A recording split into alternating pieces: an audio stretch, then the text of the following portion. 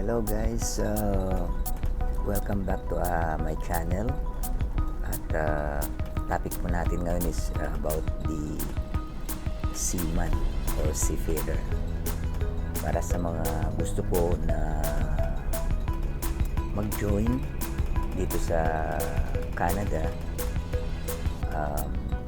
maaari ko po kayong bigyan ng ilang tips or kaalaman kung paano po ang pag-apply at pagkuha ng mga trainings, pagpunta sa Transport Canada at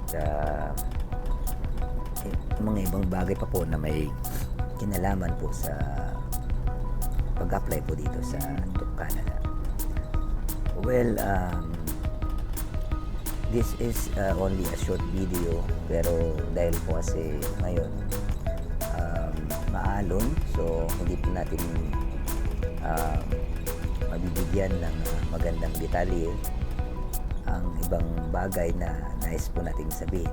Tulad niyan is medyo magulo. So ganun pa man, gusto ko pong malaman nyo na welcome po at willing po ako magbigay ng payo or anuman na bagay na gusto nyo malaman regarding po sa mag-apply dito sa Canada. Okay? Kung interesado po kayo, just leave your message below at mag-subscribe po kayo para masusundan nyo po kung ano man ang sasabihin ko sa inyo. Yan lang po at God bless. Maraming salamat.